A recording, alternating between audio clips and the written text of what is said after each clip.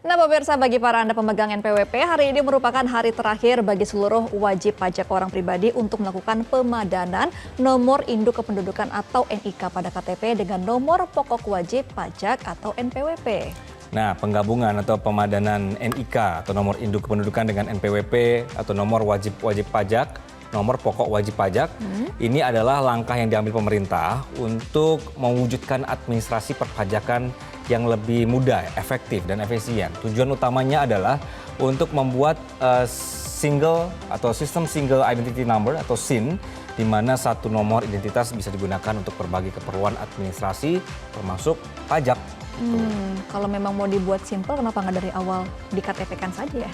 Pelan-pelan, baru dibobol kan. Nah, sistem SIN diharapkan ini meningkatkan efisiensi, kemudian juga efektivitas administrasi pajak dengan integritas atau integrasi antara data wajib pajak dalam satu sistem terpusat. Jadi, pemerintah ini bisa memantau dan juga mengawasi kewajiban perpajakan masyarakat lebih mudah dan akurat. Nah, oke. Dan integrasi data ini juga mengurangi kemungkinan terjadinya kesalahan atau duplikasi data yang seringkali menjadi hambatan dalam sistem administrasi yang terpisah-pisah. Nah, kira-kira ada nggak sih manfaat dari pemadanan ini? Apakah akan lebih ringkas atau malah akan lebih menyusahkan masyarakat? Nah, kalau dilansir dari situs pajak.go.id, ternyata ada beberapa manfaat nih, Anggi, untuk pemadanan antara NIK dan juga NPWP. Oke, kamu kan sudah. Apa aja manfaatnya? Login-nya bisa pakai NIK aja sih. Karena kan biasanya kita nyuri-nyuri NPWP tuh di dompet. Nah, kalau sekarang tinggal pakai NIK, masukin di pajak.go.id, jadi bisa langsung login. Kita lihat ya. Jadi ini kemudahannya dalam administrasi pajak, ini adalah manfaat dari pemadanan NIK dan NPWP. Nah, NPWP ini dia pemirsa salah satu manfaatnya. Kemudian juga berikutnya adalah pengawasan pajak yang lebih baik. Jadi data wajib pajak yang terintegrasi ini mempermudah proses administrasi pajak, kemudian juga misalnya pendaftaran, pelaporan, dan pembayaran pajak. Jadi dengan adanya sistem data yang tergabung, terintegrasi, wajib pajak ini tidak perlu lagi isi ulang informasi yang sama berulang kali untuk berbagai keperluan pajak. Misalnya saat mau daftar NPWP, kemudian pelaporan SPT atau surat pemberitahuan tahunan, atau juga pembayaran pajak. Semua informasi yang diperlukan ini sudah dalam sistem, jadi nggak perlu repot-repot lagi. Kalau datanya nggak ada gimana? Kalau ini kan duplikasi ya. Kalau datanya nggak ada kan sering jadian gitu ya. Berarti harus melapor juga tetap ya. Tapi lagi. SPT tetap harus mengisi berarti ya, walaupun sudah dipadankan ya. Iya. Oke, nah yang kedua manfaatnya adalah selanjutnya keamanan data nih pemirsa. Jadi pengawasan pajak yang lebih baik gitu. Oke, dengan data wajib pajak yang terintegrasi ini pemirsa, otoritas pajak dapat melakukan analisis dan pemantauan secara real time terhadap aktivitas dan juga transaksi wajib pajak. Hal ini juga memungkinkan deteksi dini terhadap potensi pelanggaran pajak seperti penghindaran atau penggelapan dari pajak itu sendiri. Oke, termasuk yang flexing mungkin akan nanti sudah bisa terlacak begitu ya seharusnya.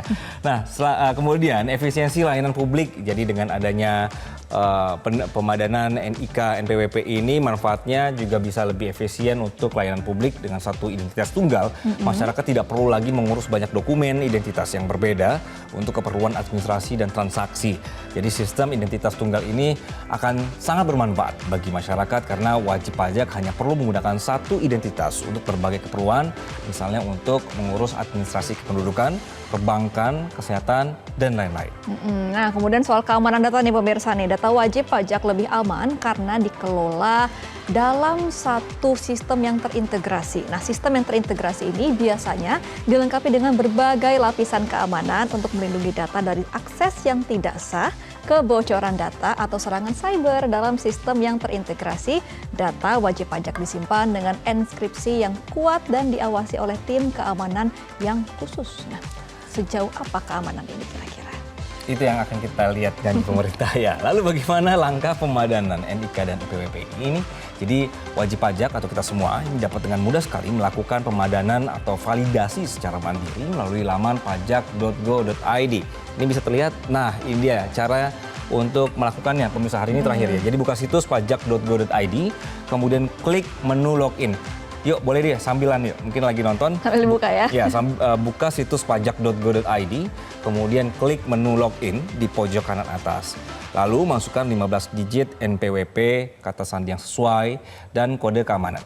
Oke, nah kemudian juga akhirnya dibuka menu profil, lalu dimasukkan NIK sesuai dengan KTP, cek validitas NIK, dan klik menu ubah profil. Nah kemudian tekan tombol logout dan coba kembali login menggunakan NIK dengan kata sandi yang sama. Nah kalau sudah bisa login dengan NIK, maka sudah tervalidasi datanya dan sudah terpadani. Mudah gitu. sebenarnya. Mudah sebenarnya. Oke, nah ini ada tenggat waktu yang diberlakukan untuk pemadanan NIK menjadi NPWP, yaitu sampai hari ini di 30 Juni 2024. Ini tertuang dalam Peraturan Menteri Keuangan nomor 112 tahun 2022 tentang NPWP bagi wajib pajak orang pribadi.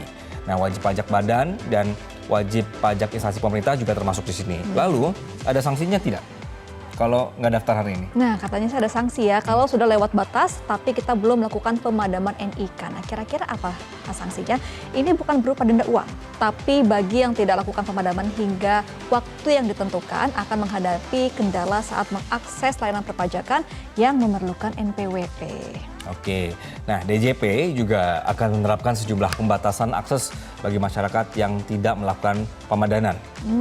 Jika tidak dilakukan, berikut adalah sanksi yang akan dikenakan nih pemirsa. Kita bisa lihat, satu tadi sudah disebut sama Gemma, pembatasan layanan pencairan dana pemerintah. Ini seperti mungkin dana pensiun, BPJS, ketenagakerjaan gitu ya, yang memerlukan data-data NPWP begitu ya. Akan dipersulit begitu ya. Kemudian selanjutnya adalah pembatasan layanan ekspor dan juga impor. Ini sebagai sanksinya. Ini untuk badan pengusaha berarti ya. Ya. Kemudian juga ada pembatasan layanan perbankan dan sektor keuangan lainnya. Lalu ada pembatasan layanan pendirian badan usaha dan perizinan berusaha. Lalu ada pembatasan layanan administrasi pemerintahan selain yang diselenggarakan Direktorat Jenderal Pajak.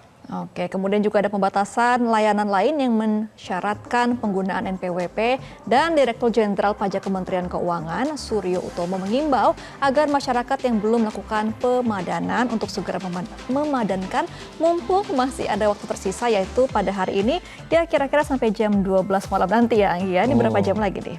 Kamu tahu jam kantornya ya? 9 jam ya, harusnya ya kalau sesuai dengan kalender ya. Oke, nah 9 tenggat jam waktu lagi ini nih. Sesuai dengan Permenq nomor 112 tahun 2022.